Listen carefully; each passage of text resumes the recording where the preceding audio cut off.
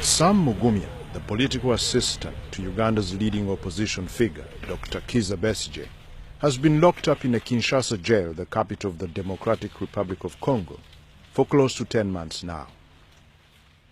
I filmed him around the city of Kampala and followed him to Dr. Besigye's palatial home in Kasangati.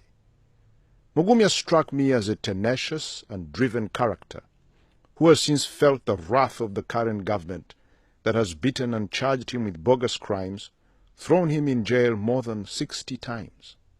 The following documentary is far from complete, but it might give you a glimpse into the personality of Mugumya, his views on human rights, and the causes he has been fighting for since his university days in the late 90s. What makes us different from animals is freedom.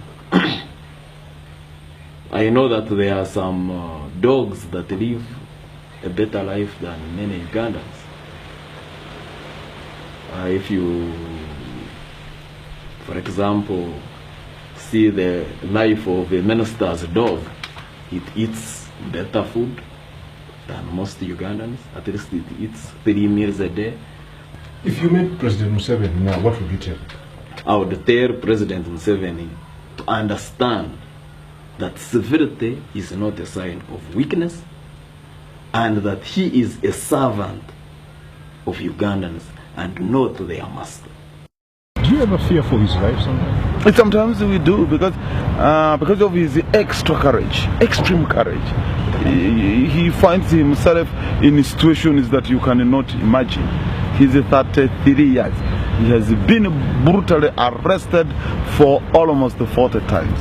He has been in every prison in Uganda.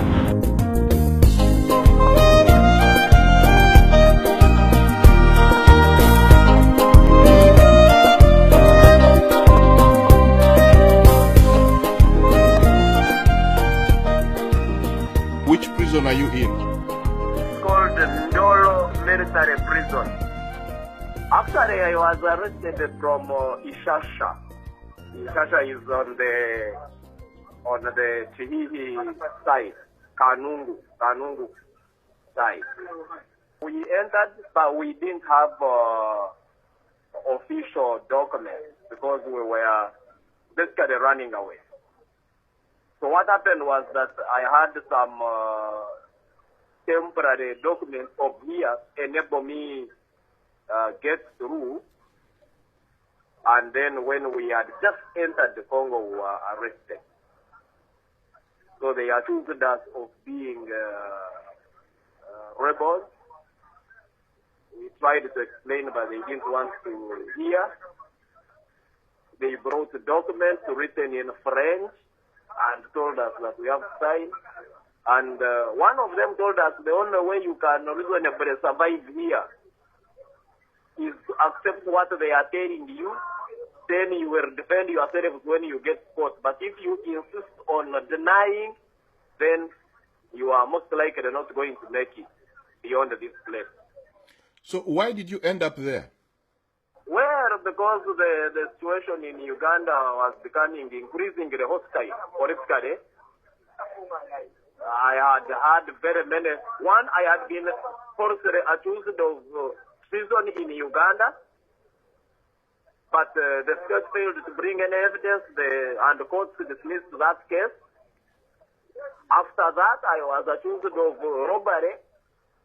They took me to court. I won that case because it never happened. They accused me of having committed robbery in a place in Kasese that I have even never gone to.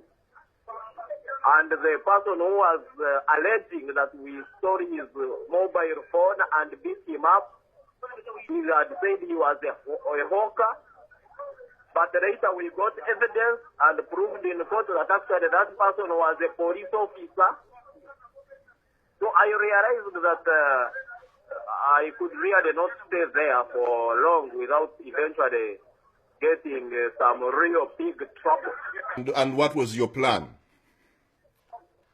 Well, the plan was that we get here, we go to any refugee agency, and then see whether we can be relocated to a third country.